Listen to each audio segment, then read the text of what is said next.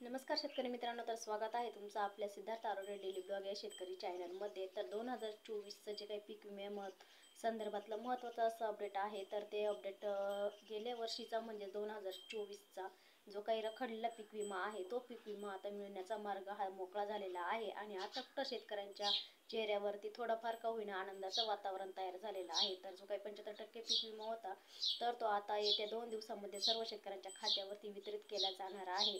तर त्यामध्ये कोणते जिल्हे पात्र आहे किंवा कोणत्या जिल्ह्यातील कोणती महसूल मंडळ ही पात्र आहे, किती शेतकरी पात्र आहे, हेक्टरी किती मिळणार आहे, त्याचबरोबर शेतकऱ्यांच्या खात्यावरती कोणत्या तारखेला येणार आहे याची सविस्तर अपडेट आज आपण आपल्या व्हिडिओच्या माध्यमातून घेणार आहोत। त्यापूर्वी तुम्ही जर चॅनलवरती नवीन असाल तर असे शेतीचे एक नवनवीन व्हिडिओ बघण्यासाठी सर्वात अगोदर आपल्या चॅनलला सबस्क्राईब करा। व्हिडिओ कुठे स्क्रिप्ट करू नका, जेणेकरून तुमचा सुद्धा जिल्हा यामध्ये निघू शकतो किंवा तुम्ही काय या पीक विम्यासाठी पात्र आहे ते सुद्धा याच्यामध्ये कळू शकतं। तर शेतकरी मित्रांनो, गेल्या वर्षीचा 2024चा खरीप हंगामाच्या संदर्भातला महत्त्वाचा अपडेट आहे।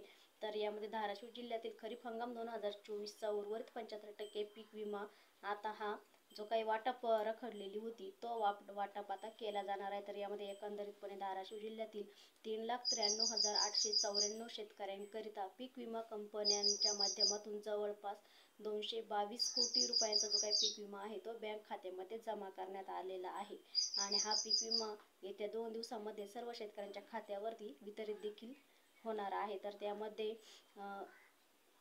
हा जो काही पीक विमा आहे तर तो कोणत्या महसूल मंडळातील शेतकऱ्यांना भेटणार आहे, तर त्यामध्ये धाराशिव जिल्ह्यातील उस्मानाबाद शहरी, उस्मानाबाद ग्रामीण, बेंबळी, कोरेगाव, पाडोळी, तेल, नोकी व जागदिया हे जे काही 8 महसूल मंडळ आहे धाराशिव जिल्ह्यातील, या महसूल मंडळातील शेतकऱ्यांच्या खात्यावरती आता हा केंद्र सरकारच्या माध्यमातून आणि राज्य सरकारच्या माध्यमातून जो काही पीक विमा वाटप होणार आहे त्यासाठी हे शेतकरी पात्र ठरलेले आहे। तर यामध्ये तुळजापूर असेल, तुळजापूर तालुक्यामध्ये तुळजापूर, सरगरात, सावरगाव, इडगळ, त्याच्यानंतर मंगळूर, जळकोट व नळदुर्ग या तालुक्यातील या महसूल मंडळातील शेतकऱ्यांच्या खात्यावरती खरीप हंगाम 2024चा जो काही उर्वरित पीक विमा आहे तो मिळण्याचा मार्ग मोकळा झालेला आहे, म्हणजेच वितरण देखील केलं जाणार आहे। तर यामध्ये तिसरा तालुका म्हणजे परांडा, तर परांडा तालुक्यामधील परांडा, आसू, जवळगा, आनाळा व सोनरी या महसूल मंडळातील शेतकऱ्यांच्या खात्यावरती या पीक विम्याचं वितरण केलं जाणार आहे। त्यानंतर 5वा तालुका म्हणजे भूम,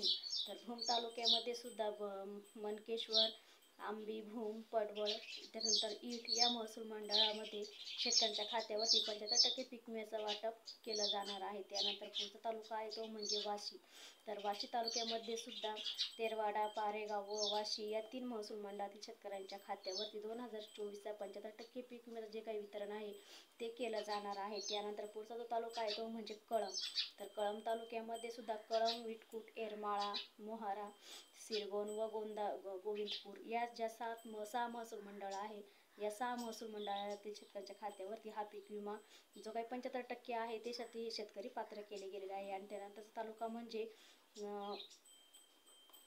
उमरगा, तर उमरगा तालुक्यामध्ये सुद्धा उमरगा, डाळिंब, त्याच्यानंतर नांगरवाडी, मुळद व मुरुम या महसूल मंडळातील शेतकऱ्यांच्या खात्यावरती हे वितरित केलं जाणार आहे। त्यानंतरचा तालुका म्हणजे लाहोरा, तर लाहोरा तालुक्यात जर आपण विचार केला शेतकरी मित्रांनो, तर लाहोरा तालुक्यामध्ये सुद्धा माकणी व जेवळी हे जे लाहोरा, माकणी व जेवळी हे 3च महसूल मंडळ जे आहे ते 75% पीक विम्यासाठी पात्र केले गेलेले आहे। त्यानंतर एकत्रितपणे आपण जर पाहिलं तर जिल्हाधिकाऱ्यांच्या माध्यमातून गेल्या वर्षीचा म्हणजे 2024चा जो काही 75% पीक विम्याचं वाटप होतं आणि 25% अग्रिमचा जो काही वाटप होतं, त्याचबरोबर जिल्ह्याची अंतिम आणेवारी देखील 50 पैशापेक्षा कमी असल्यामुळे पीक विमा कंपन्यांना हा जो काही पीक विमा आहे तो द्यावाच लागणार आहे। त्यामुळे कंपनीच्या माध्यमातून तो जो काही पीक विमा आहे अद्याप देखील शेतकऱ्यांच्या खात्यावरती वितरित केला गेलेला नाही। त्यामुळे शेतकऱ्यांच्या माध्यमातून तसे आवाज देखील उठवण्यात आलेले आहे, परंतु लोकनिधी माध्यमातून देखील आता 50 आवाज उठवले आहे। त्यामुळे आता शेतकऱ्यांना कुठेतरी यश आलेलं आहे आणि त्याचमुळे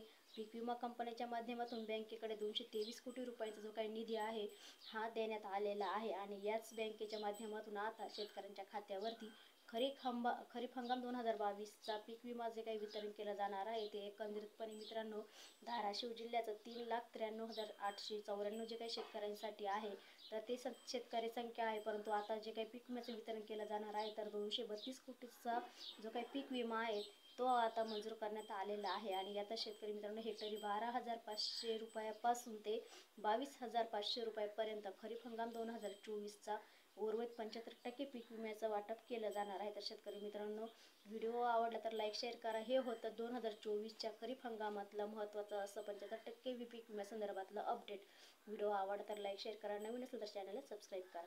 पुन्हा भेटू एका नवीन व्हिडिओसोबत. तोपर्यंत सर्वांना धन्यवाद.